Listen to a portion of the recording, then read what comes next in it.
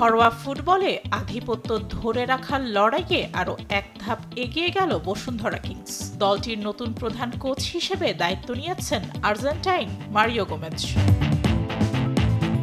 রোববার ঢাকায় পা রেখেছেন বসুন্ধরা কিংসের নতুন কোচ। ভ্রমণ ক্লান্তি কাটিয়ে সোমবার থেকেই শিষ্যদের অনুশীলন করিয়েছেন ৬৮ বছর বয়সী মারিও গোমেজ।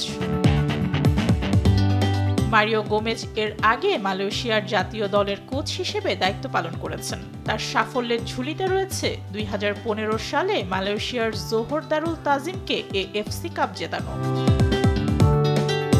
বিশ্বের ২০টিরও বেশি ক্লাবে কাজ করার অভিজ্ঞতা সম্পন্ন মারিওর হাত ধরে মৌসুমের সব শিরোপায় চোখ রাখছে বসুন্ধরা কিংস।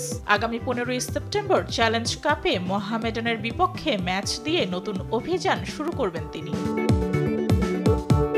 মারিও গোমেজ অতীতে কাজ করেছেন Ronaldo Nazario, Gabriel বাতুস্তোতা, Pablo আইমার, Samuel এতোদের মতো কিংবদন্তি ফুটবলারদের সঙ্গে।